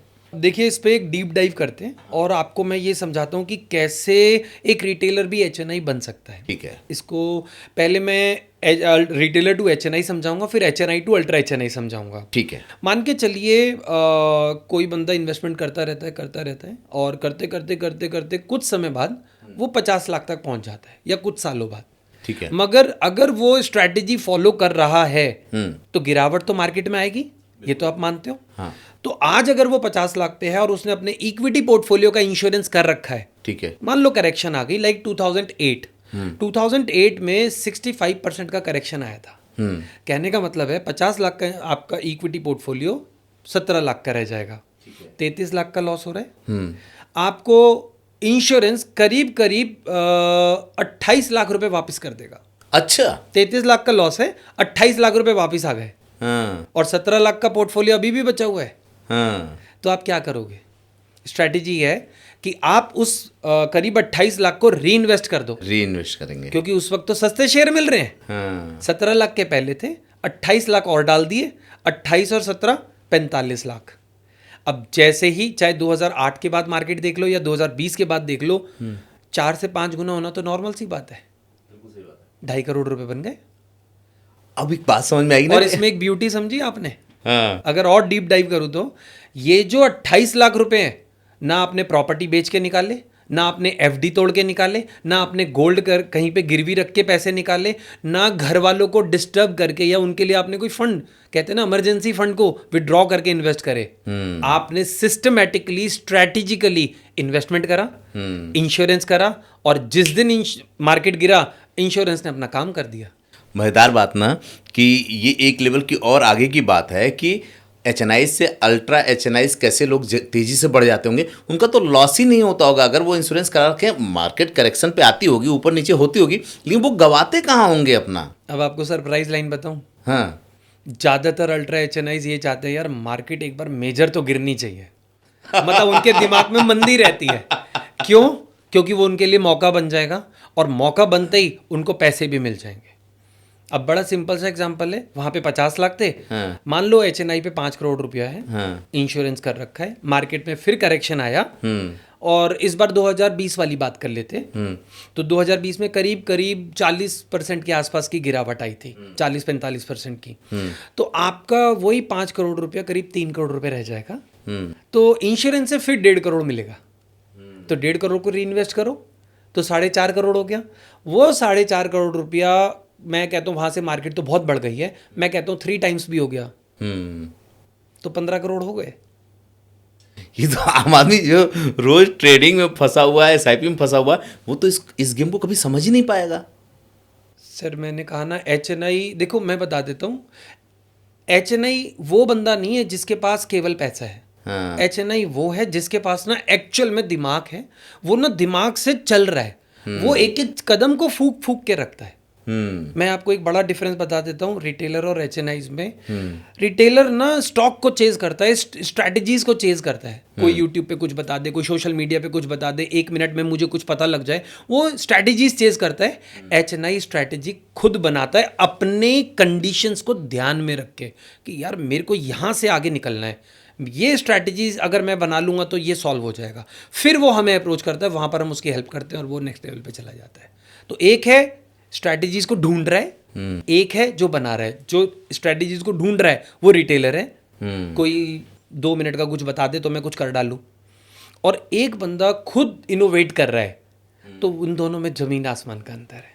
सर जो एच होंगे ना, वो रिटेलर की तरह रोज हाय तौबा नहीं करते होंगे।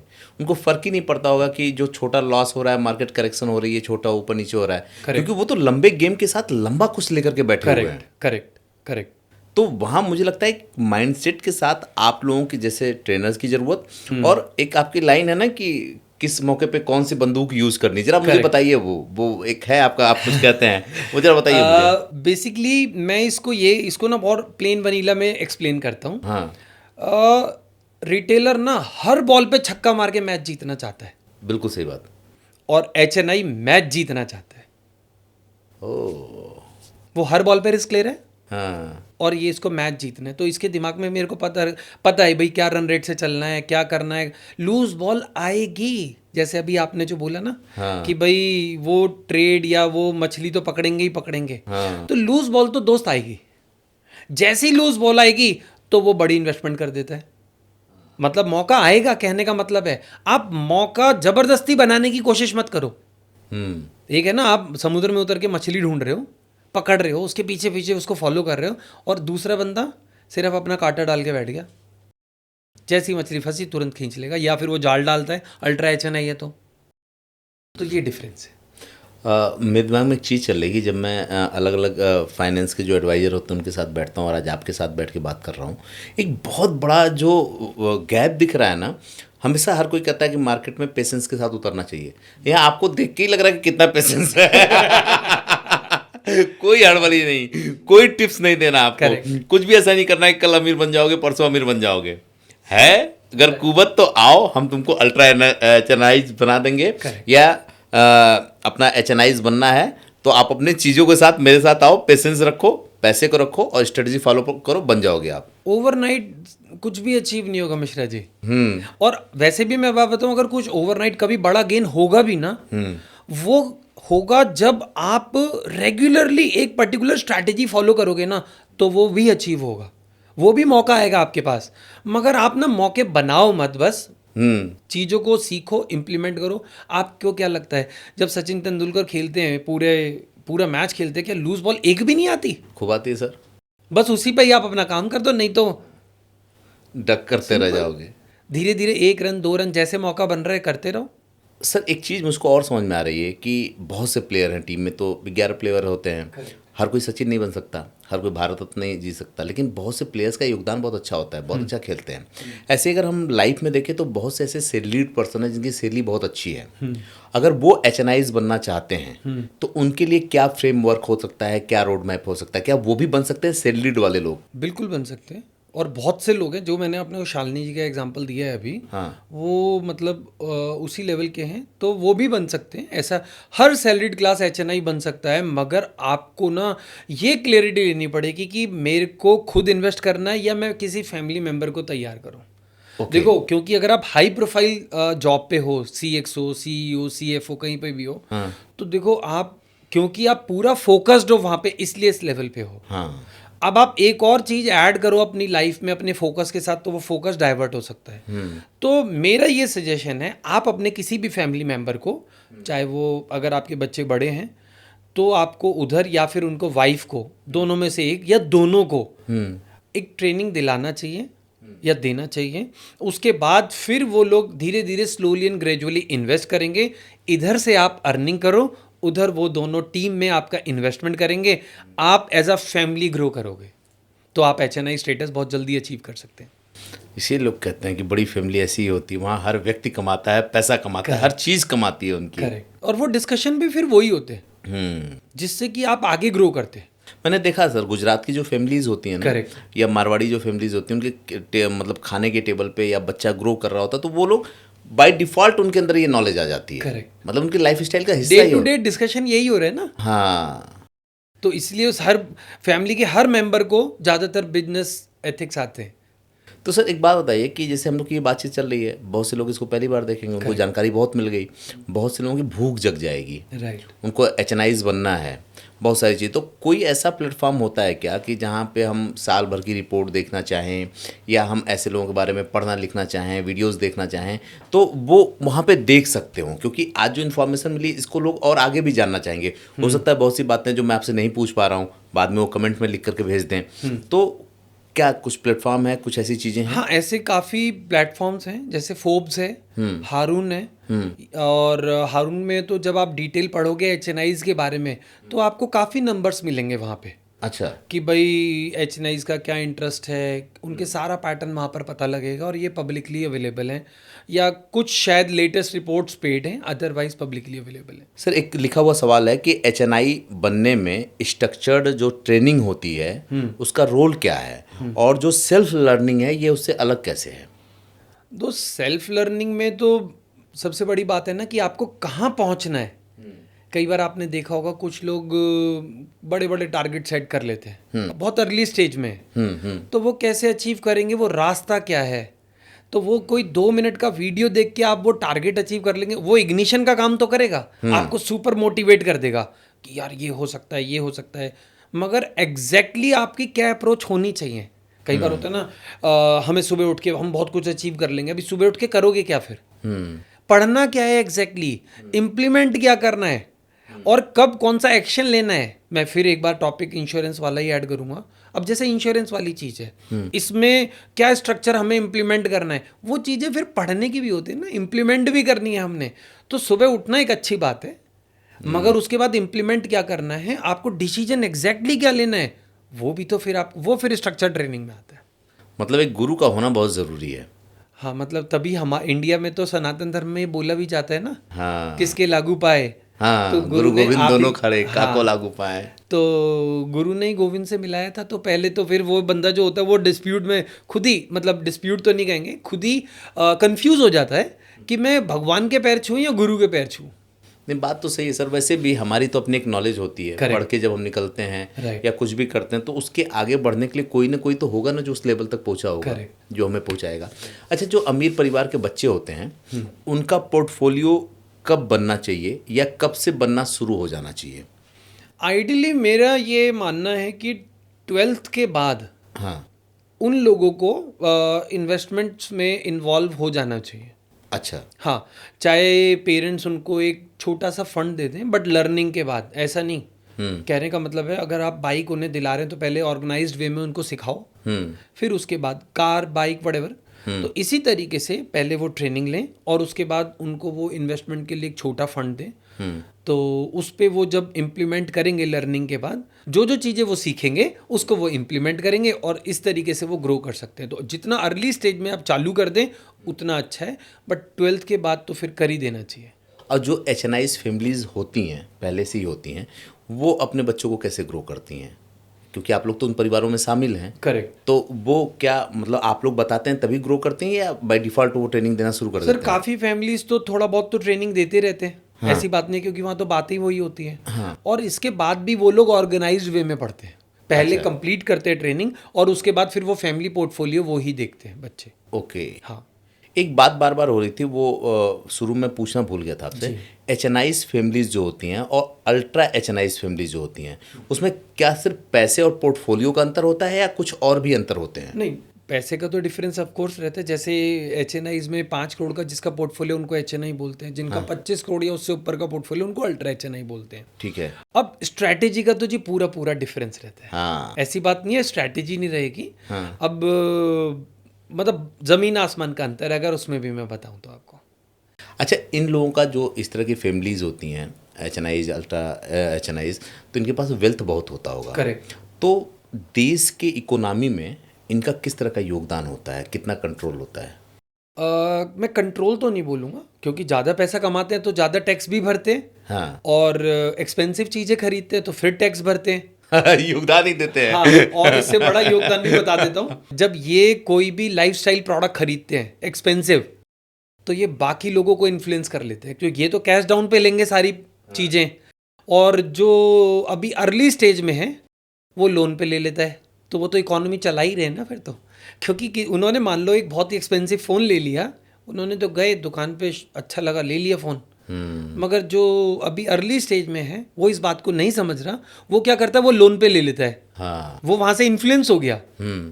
तो अब एक अगर इसमें डीप डाइव करें, आपने बोला ना इकोनॉमी में कैसे योगदान करते हैं, तो मुझे लगता है इकोनॉमी में तो ये सुपर योगदान करते हैं या बड़ा इनका कंट्रीब्यूशन होता है। कैसे? अब जैसे इन्होंने तो कार ली, मान लो 2 करोड़ की कार ले ली, गए और लिया है। मगर दूसरे वाले बंदे ने जो अभी अर्ली स्टेज में है, जो HNI नहीं बना अभी, उसने लोन पे ले ली। अब क्या होगा, वो तो लोन की किस्तें चुका रहा है। बिल्कुल। ये क्या कर रहे हैं, गाड़ी को खर्चे में दिखा दिया अपने अकाउंट्स के अंदर, उसका फ्यूल दिखा दिया, ड्राइवर दिखा दिया, उसका पार्किंग दिखा दिया, सर्विस हो गई, सारे तो खर्चे ही दिखा दिए, और हर साल का डेप्रिसिएशन बुक्स में लग रहा है। ओके। तो इन्होंने तो क्या करा, उसको तो इन्फ्लुएंस कर दिया। उसने लोन पे सामान ले लिया, और जहां वो पहुंच सकता था वहां से तो पूरी तरह डाइवर्ट हो गया। अगर इकोनॉमी में तो फिर कंट्रीब्यूशन नहीं है ना कि आप 2 करोड़ की कार भी ले रहे हैं, फिर उसके बाद टैक्स भी भर रहे हैं, क्योंकि गाड़ी खरीदोगे टैक्स है, फिर हर बार पेट्रोल, फिर टैक्स, फिर आप पार्किंग है, इंश्योरेंस है, सर्विस है, एक्सीडेंट भी हो जाता है, टूट फूट भी हो जाती है, चोरी भी हो जाती है, बहुत कुछ हो जाता है। मगर लोन पे इंटरेस्ट भी जा रहा है, तो आप तो सुपर कंट्रीब्यूटर बन गए इकोनॉमी में। तो क्या मजेदार बात है कि जो HNIs फैमिलीज होती है वो अपनी लाइबिलिटी से भी पैसे कमा लेती है। करेक्ट। और जो आम आदमी होता है वो अपनी लाइबिलिटी से पैसे नहीं कमाता, मतलब जिसको वो एसेट समझ के लेता है उससे पैसे गवा देता है। सर मैं आपको एक टेक्निकल अगर लाइन बोलूँ, हाँ। एक्चुअल में HNI ना मजबूरी में ये सब काम करता है, बड़ी लग्जरी कार खरीदना, लग्जरी एसेट खरीदना। क्यों? क्योंकि वहां पर जो उनके चार्टर्ड अकाउंटेंट कर रहे हैं आप, ये खुलासा कर रहे हैं आप, बोलिए। हाँ। जो वहाँ के चार्टर्ड अकाउंटेंट हैं वो कहते हैं भाई सर आपको जो बड़ी चीज़ लेनी ले लो, नहीं तो टैक्स भरना पड़ेगा। हाँ। तो वो मान लो कार लेंगे तो एक्सपेंस दिखा दिया उन्होंने। मगर जो मतलब रिटेलर कह लो या अर्ली स्टेज में जो है, वो अपने ऊपर एक लाइबिलिटी खड़ी कर लेते हैं।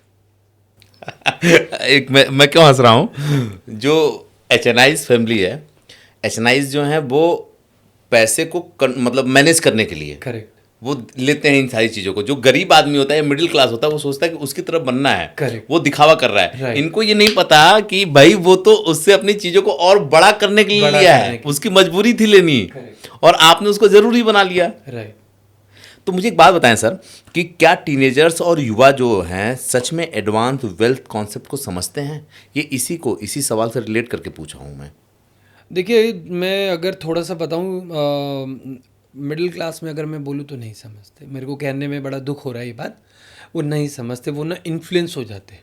और वो अपने जो या फिर इसका एक कारण ये भी है कि उनको वो रास्ता नहीं पता, तो वो बहुत जल्दी इन्फ्लुएंस हो जाते हैं चीज़ों को लेके। तो वो चाहे कोई स्टूडेंट है, अभी उसको अपनी लर्निंग पे ध्यान देना है, तो वो बहुत अच्छे अच्छे गैजेट्स ले लेता है, कार, बाइक, व्हाटएवर, मगर वो डेप्रिशिएटिंग असेट है, सब खत्म हो जाएगा।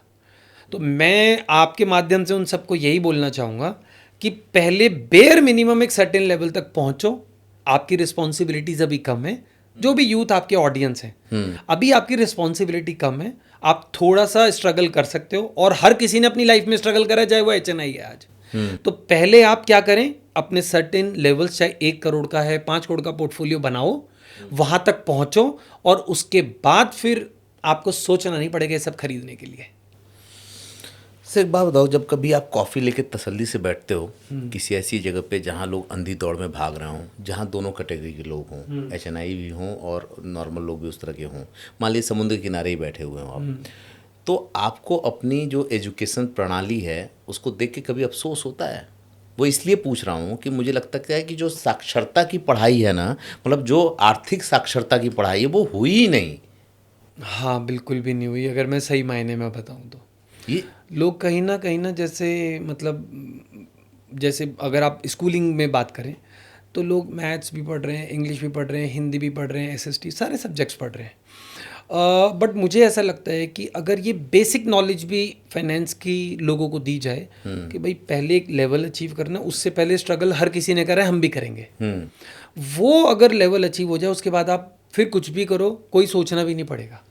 मगर उससे पहले आप इतना इन्फ्लुएंस हो गए कि आप गैजेट्स खरीद रहे हैं जो डेप्रिशिएटिंग है, फिर कार, बाइक या कोई ऐसी चीज़ जो बहुत जल्दी ख़त्म हो जाएगी। मतलब मेरे को तो जान के ऐसी भी आजकल हैरानी होती है कि लोग हॉलीडेज़ भी फंडिंग करा के जाते हैं। इंश्योरेंस कंपनियां बेच रही हैं भाई, आज आप जाओ, बाद में EMI चुका देना। तो आप एक बात बताओ, हॉलीडे कितने दिन का होता है? 2 दिन, 4 दिन, 6 दिन। 10 दिन मैक्सिमम। हाँ। 10 दिन के बाद आप उसकी फंडिंग चुकाओगे 2 साल तक, उसका पैसा चुकाते रहोगे। आप कितने बड़े उसमें चले गए हो ट्रैप में। और मैं कुछ यूनिवर्सिटीज़ में भी पढ़ाता हूँ, तो मतलब मुझे जान के दुख होता है वहाँ पे जो बच्चे, कुछ लोग, नॉट 100%, मतलब वहाँ पर कुछ बच्चे ना लोन लेके पढ़ रहे हैं, MBA। मैक्सिमम लोग सर पूरब में चले जाएंगे तो अधिकतर जो किसान फैमिली है वो कभी अपने किसान कार्ड पे लोन दिलवाती है, कभी एजुकेशन लोन दिलवाती है। ये तो मिश्रा जी आप एक बात बताओ ना, तो कैरियर एक तो होता है जीरो से चालू करना, एक होता है माइनस में चालू करना। जब आप माइनस से चालू करोगे और उसके बाद अननेसेसरी के आप डेप्रिशिएटिंग असेट खरीदते रहोगे, मोबाइल फ़ोन कार ये वो, तो आपको तो वो स्ट्रगल पता ही नहीं, तो आप हमेशा EMI के जाल में ही फंसे रहोगे। तो इसीलिए तो हमारी EMI इंडस्ट्री काफ़ी ग्रो कर रही है। जब आप लोन लेते हो कोई मतलब फ्रिज लेने के लिए या आप टीवी लेने के लिए, वॉशिंग मशीन लेने के लिए, आपसे कोई कोलेट्रल या कुछ गिरवी थोड़ी ना रखवाया जाता है, कभी नहीं।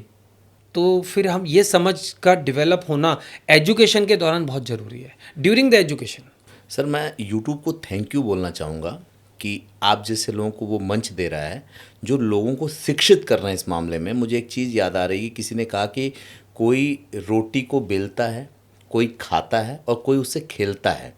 मैं क्यों बोल रहा हूँ ऐसा, आप सोचिए ना, चाहे जो टूरिज्म वाले पैकेज की बात आपने की, एजुकेशन लोन की बात की या इन सामान की बात की, आज मार्केट ड्राइव कर रहा है लोगों को। हम तो ये तय ही नहीं कर रहे हैं कि हमको क्या लेना है। करेक्ट। हम तो इतना नहीं तय कर रहे हैं कि दिवाली पे हम लड्डू खाएंगे या डेयरी मिल्क की चॉकलेट खाएंगे। करेक्ट। वो तो मार्केट बता रहा है। अगर यही मार्केट लोगों को आप जैसे लोगों की तरह शिक्षित कर देता तो शायद कितने लोगों को समझ में आ जाता। तो एजुकेशन सिस्टम पे तो मुझे लगता है कि सबसे ज़्यादा काम करने की ज़रूरत है, क्योंकि आज चाहे इस लोन के ट्रैप में ना घूमने के लिए फंसना हो, सामान को खरीदने के लिए फंसना हो, या जिन चीज़ों की ज़रूरत नहीं है उसको भी खरीदना हो, ये मार्केट ही ड्राइव कर रहा है। तो कहीं ना कहीं मुझे लगता है कि ऐसे लोगों को आना चाहिए जो इस सिस्टम में मतलब साक्षर कर पाएँ। मैं नहीं समझ पाया कि आपने मेरी बात को समझा कि नहीं समझा। मैं बल्कि आपको इसमें एक डीप डाइव एग्जांपल भी बताता हूँ जी। एक शेयर है बजाज फिनसर्व। अच्छा। 2009-10 में ये करीब 10 से 15 रुपए के बीच का था। हाँ। और आज की रेट में 1500 रुपए से ऊपर का है। 100 गुना। अच्छा। पता है क्या फंडिंग करता है? हाँ। Home appliances, fridge, AC, washing machine, TV. आप मुझे मिश्रा जी एक बात बताओ, एक average home appliances middle class के घर में कितने का आता होगा?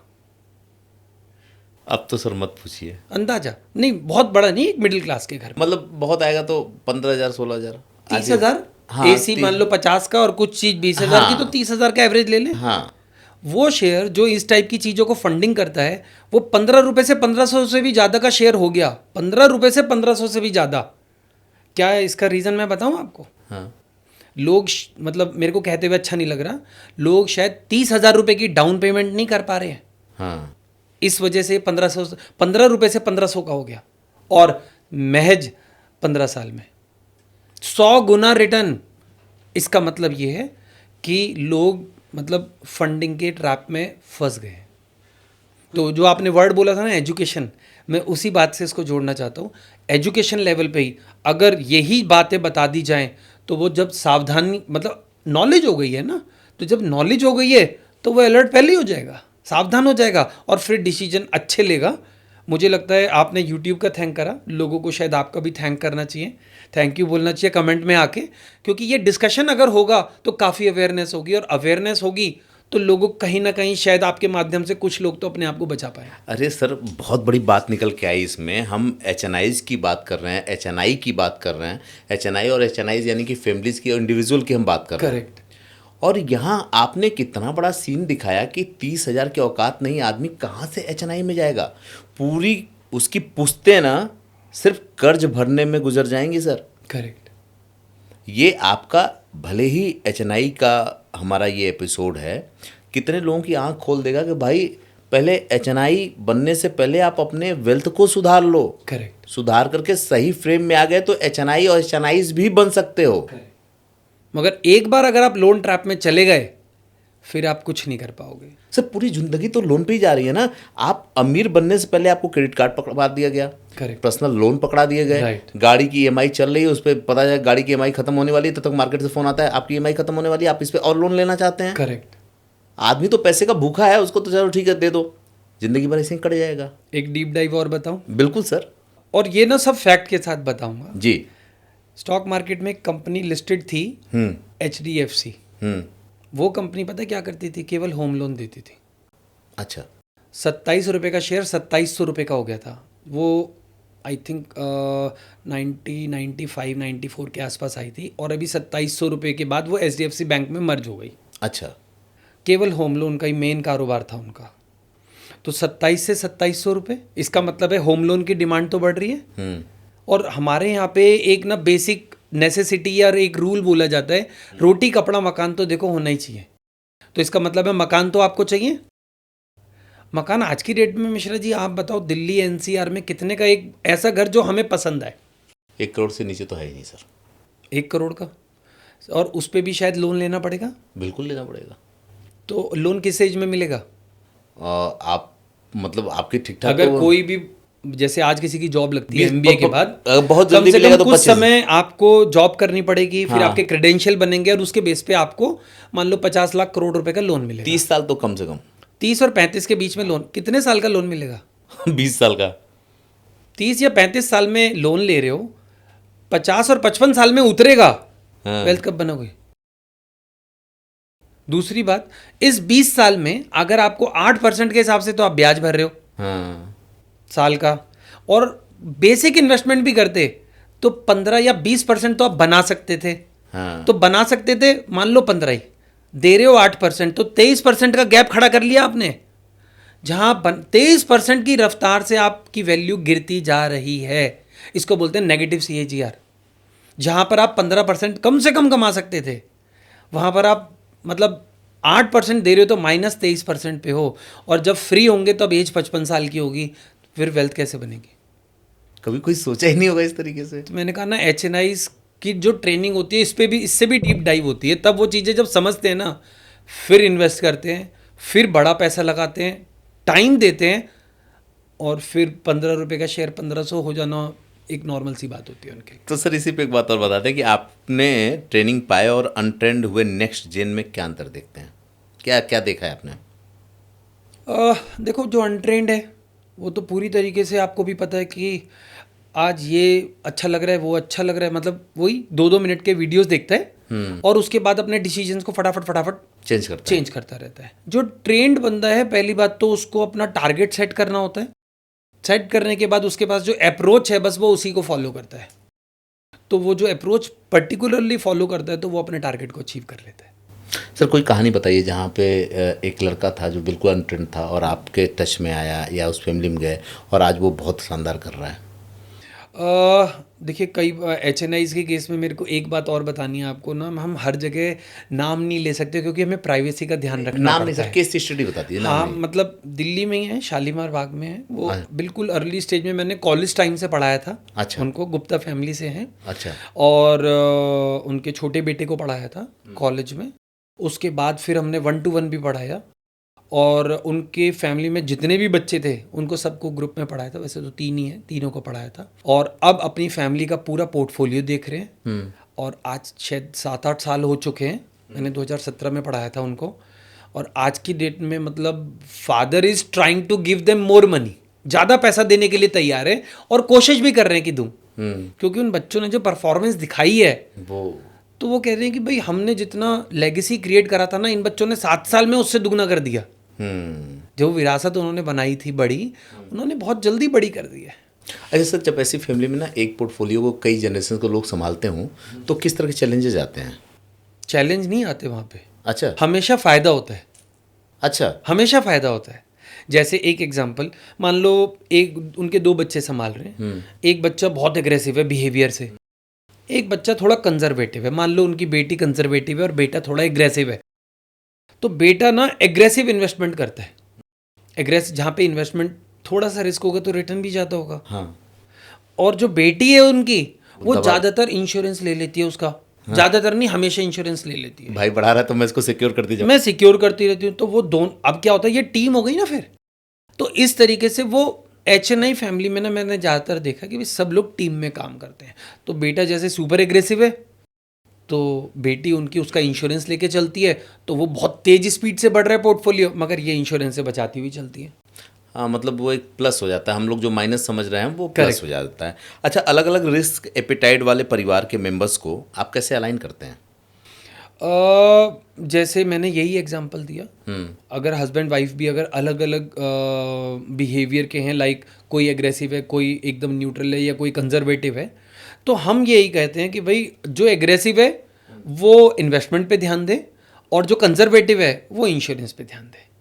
अच्छा, मतलब आप जैसा टीम बना देते हैं। हाँ। देखो मैं एक बात बताता हूँ मिश्रा जी, इंडस्ट्री में ना एक बहुत बड़ी एक ना गलत चीज़ ट्रेंड कर रही है, मैं वो भी यहाँ पर थोड़ा आपको एक्सप्लेन कर देता हूँ।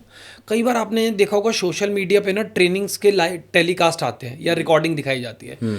एक ट्रेनर है और 2000 लोग पढ़ रहे हैं, एक स्ट्रैटेजी 2000 लोग एक ही टाइम पे मान लो इम्प्लीमेंट भी कर देंगे, क्या वो काम कर सकती है? कभी नहीं काम करेगी सर, ये तो नेचर और उनके एक्सेप्ट 2000 लोगों का हर एक का अपना अपना बिहेवियर है, हाँ। अपनी अपनी कंडीशन सिचुएशंस हैं, कैसे एक ही तीर से आप सब चीज को मतलब सॉल्व कर दोगे? बहुत पते की बात है।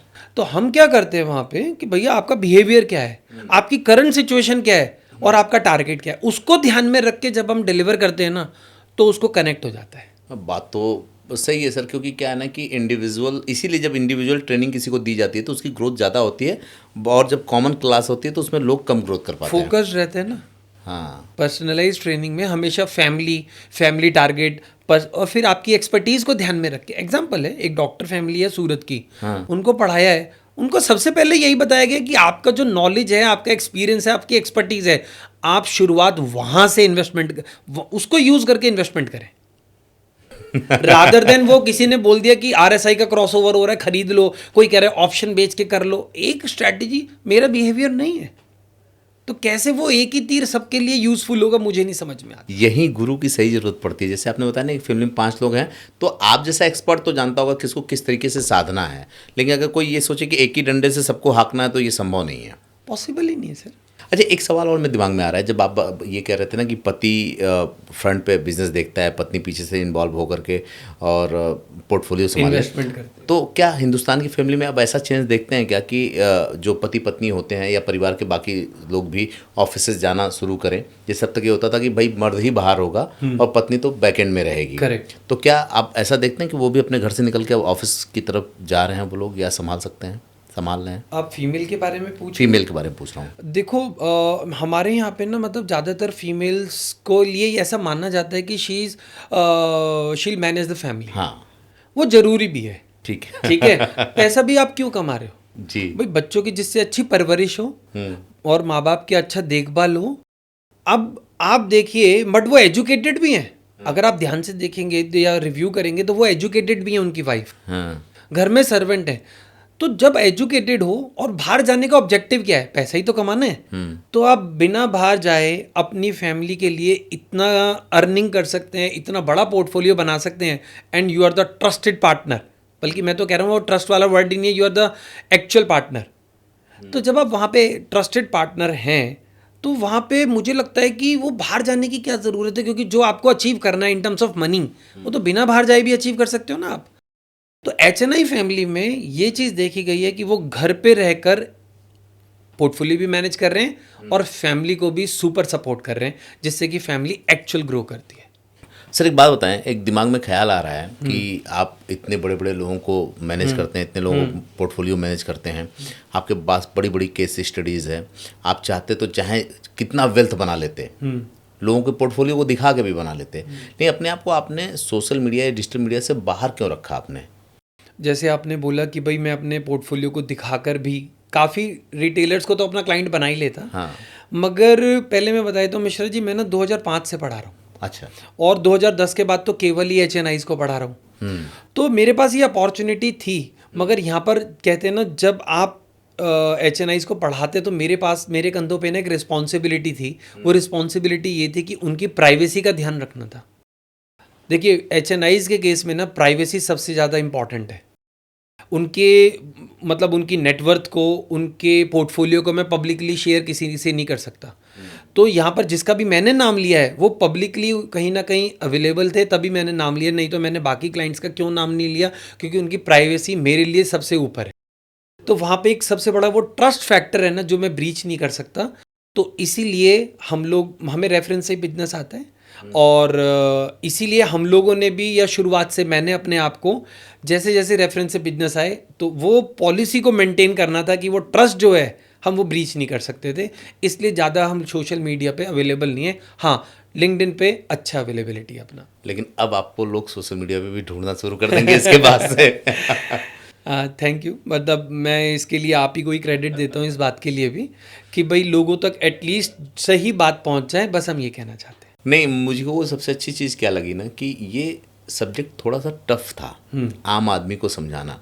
और आम आदमी से इसलिए कह रहा हूँ कि हिंदुस्तान में कब कौन निकल के कहाँ पहुँच जाए कोई नहीं जानता। करेक्ट। अगर उसको सही जानकारी मिल जाए तो। राइट। सर, एक सवाल मैं पूछा था, मुझे लगता है कि उसका जवाब अधूरा रह गया था। वो ये था कि एचएनआईज और अल्ट्रा एचएनआईज में क्या फ़र्क होता है, क्या प्रभाव रखते हैं, इनकी प्लानिंग में कितना अंतर होता है, क्या इनकी स्ट्रेटजी प्लानिंग में अंतर होता है इसलिए ये बड़े होते चले जाते हैं, और इन दोनों के बीच का गैप कितना होता होगा? देखिए, गैप तो एचएनआई जिनके पास 5 करोड़ का पोर्टफोलियो है, अल्ट्रा एचएनआई कम से कम 25 करोड़ का पोर्टफोलियो है। एक तो ये तो वैल्यू वाइज डिफरेंस हो गया। और मैं अगर थोड़ा डीप डाइव करता हूँ स्ट्रैटेजिकली, अगर आपको मैं समझाऊँ, तो सबसे पहले ना, अगर मैं बात करूँ, जैसे हमने इंश्योरेंस पे बात करी है, तो एचएनआई अपने इक्विटी पोर्टफोलियो का इंश्योरेंस करके रखता है। अच्छा। मगर अल्ट्रा एचएनआई वो फिर धीरे धीरे डाइवर्सिफिकेशन भी करता है। जैसे वो गोल्ड में भी जाएंगे, म्यूचुअल फंड्स में भी जाएंगे, प्रॉपर्टीज में भी जाएंगे, वो बिटकॉइन में भी जाएंगे। ठीक है। तो वो इनका भी इंश्योरेंस करके रखते हैं। जैसे जैसे वेल्थ ग्रो होती रहेगी, वो इंश्योरेंस भी करते रहेंगे। तो वो जो भी वेल्थ बढ़ चुकी है, वो इंश्योरेंस हो गया। Okay. तो ये बाकी जितने भी असेट क्लासेस में इन्वेस्टमेंट करते हैं, उसका ये इंश्योरेंस करके रखते हैं। ओके। तो इस तरीके से ये अपने आप को प्रोटेक्ट करके रखते हैं सबसे पहले। ठीक है। दूसरी बात, ये लोग ना एल्गो में बहुत बिलीव करते हैं। एल्गो का मतलब ये कि जिन्होंने कोई स्ट्रैटेजी बनाई, ढूंढी नहीं कहीं से, खुद बनाई अपनी लर्निंग के बाद, अपने एक्सपीरियंस के बाद, अपनी एक्सपर्टीज के बाद, जब इनको कॉन्फिडेंस आ गया, तो मशीन या इन्होंने कोई कोड एल्गोरिथम लिखवाया, अब मशीन इनके बिहाफ पे ट्रेड करेगी, ऑटो पायलट मोड। यस, और इन्वेस्ट करेगी, ट्रेड करेगी, जिससे कि इनके पास और टाइम हो गया, अवेलेबिलिटी। तो जब टाइम होता है, तो आप ज़्यादा प्रोडक्टिव सोच पाते हो। ये कभी भी ना रोज बैठ के स्क्रीन नहीं घूरते रहते। ये रहता है कि एक बार स्ट्रैटेजी बना दी और वो अब ट्रेड करेगी, जिससे कि इनके पास टाइम ज़्यादा है, फ्रीडम ज़्यादा है, और उसमें भी इंश्योरेंस तो है ही है, तो बचा तो ले गई इंश्योरेंस आपको। और मशीन की एल्गोरिथम्स भी काफ़ी स्मार्ट होती हैं, तो जो इनको प्रोटेक्शन भी देती है। तो ये दूसरा एक मुझे बड़ा चेंज लगता है। और तीसरा, डाइवर्सिफिकेशन। अच्छा। डाइवर्सिफिकेशन का मतलब ये है कि, जैसे एक एग्जांपल ले लेते हैं, जैसे आपने टीयर 2 का जिक्र करा, तो मैं मान लीजिए किसी ने अपनी प्रॉपर्टी से वेल्थ बनाई है, तो प्रॉपर्टी के बाद ना, अब वो कहता है कि मुझे ना स्टॉक मार्केट में भी इन्वेस्टमेंट करना है।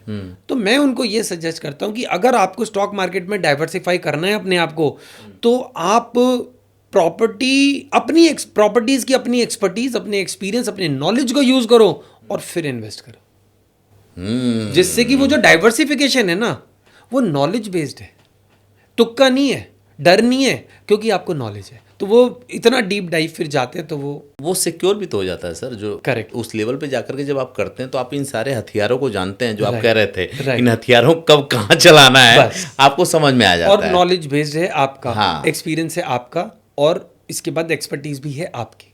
तो उसके बेस पे जब इन्वेस्टमेंट होगा, डाइवर्सिफिकेशन होगा, तो आपकी प्रोबेबिलिटी ऑफ सक्सेस बढ़ जाती है। सबसे अच्छी बात क्या है ना, कि मतलब लॉस यहाँ पे भी है, लेकिन इनसिक्योरिटी वाला लॉस नहीं है। करेक्ट, क्योंकि इंश्योरेंस है, नॉलेज बेस्ड है, तो प्रोबेबिलिटी ऑफ सक्सेस ज्यादा है और लॉस ना के बराबर है। आखिरी सवाल सर, एक आने वाले वक्त में ये एचएनआईज, अल्ट्रा एचएनआईज का भविष्य हिंदुस्तान में कैसा देखते हैं आप? आई थिंक हम लोग एक डेवलपिंग नेशन है आज की डेट में, और डेवलप कंट्री की तरफ बढ़ रहे हैं। मुझे ऐसा लगता है ये नंबर्स बहुत बढ़ेंगे आने वाले टाइम में। आप जब हम कुछ सालों बाद दोबारा मिलेंगे, तो मुझे ऐसा लगता है कि आप यहाँ से शायद डबल या ट्रिपल एचएनआईज देखेंगे, और अल्ट्रा एचएनआईज भी बहुत अच्छी स्पीड से बढ़ने चाहिए। इसका मतलब कि आने वाले वक्त में कुछ और ट्रेनर्स की ज़रूरत पड़ेगी जो आपके जैसे हों। तो क्या आप इस पे भी कोई काम कर रहे हैं कि आने वाले वक्त में कुछ और लोगों को तैयार भी करेंगे आप? अभी तो ऐसा नहीं सोचा। अभी तो मतलब मैं ही पढ़ा रहा हूँ अभी तो, मगर अभी तक ऐसा कोई प्लान नहीं बनाया। लेकिन आगे ज़रूरत पड़ेगी तो कर सकते हैं। पहली बार ये आइडिया दिया आपने तो बिल्कुल सोचेंगे इस पे। नहीं, मुझे लग रही है जिस तरह से आप हिंदुस्तान का फ्यूचर बता रहे हैं ना, Right. और जिस तरह से ये ग्रोथ हो रही है, फिर एच और अल्ट्रा एच फैमिलीज भी बढ़ रही हैं, तो ज़रूरत तो पड़ेगी सर। और इस लेवल के एक्सपर्ट की ज़रूरत पड़ेगी जिसको वो हैंडल कर पाएँ, क्योंकि मैं एक चीज़ और समझ रहा हूँ कि उन लोगों का टेम्परामेंट बहुत होता होगा। करेक्ट। जो उस तरह की फैमिलीज होंगी उनको डील करना इतना आसान बात नहीं होगी। राइट। ये आप अच्छा ये भी बता ही दीजिए आप कि ऐसी फैमिलीज में जाते हैं तो किस तरह का टेम्परामेंट होता है, किस तरह से डील करना पड़ता है इन लोगों को? कूल और काम, एकदम कूल। हाँ, मगर वो ना चीजें समझते बहुत हैं। पहले समझेंगे, फिर क्रॉस क्वेश्चन बहुत रहते हैं, अच्छा। और उसके बाद फिर वो डिसीजन लेते हैं कि उनको आगे बढ़ना है या नहीं बढ़ना है। और एक बार डिसीजन ले लिया तो फिर स्टेप आउट नहीं करेंगे, फिर तो वो उसको पूरा एग्जीक्यूट करते हैं, और फिर अपना जो उनका टारगेट है उसको फिर अचीव ही करते हैं ज़्यादातर। मुझे लगता है सर कि सवाल बहुत आने वाले हैं, और सवाल इसलिए आने वाले हैं कि कुछ लोगों की आंख खुलने वाली है। वो इसलिए मैं कह रहा हूँ कि दोस्तों अपने आप के बीच में मुझको भी रखिएगा। आज मैं पॉडकास्टर के साथ साथ एक दर्शक दीर्घा में भी बैठा हुआ था, क्योंकि ये जो एक टॉपिक है ना, ये हमें ये बताता है कि हम अपने ज़िंदगी को कितना विराट बना सकते हैं। लेकिन समस्या यहाँ है कि हमारे पास जो इन्फॉर्मेशन होती है, जो जानकारी होती है, उसका अभाव होता है। उस अभाव की वजह से हम अपने आप को आगे नहीं बढ़ा पाते। बहुत से मेरे जो दोस्त हैं जो देख रहे होंगे, उनको पता होगा, या वो उस फैमिली से होंगे जिनके पास पैसा बहुत ज़्यादा होगा, और वो लोग ये कहते हैं कि इतना पैसा कि करूं क्या। अगर ऐसा सवाल है कि इतना पैसा है और क्या करूं, तो एच फैमिलीज़ बना लीजिए। मतलब अपनी फैमिली के हर व्यक्ति को इंडिविजुअल जो है ना ग्रोथ देना शुरू कीजिए। और अगर वो बात भी समझ में नहीं आती कि कैसे होगा, तो विजय कौशिक जी से संपर्क किया जा सकता है। मैं डिटेल्स इसमें डाल दूंगा। इसके अलावा अगर कुछ सवाल हैं आपके इसको लेकर के, या फ्यूचर में ये कैसे और बड़ा हो सकता है, या इसको और सिंप्लीफाई करने की ज़रूरत है, तो अपने कमेंट ज़रूर लिख भेजिएगा।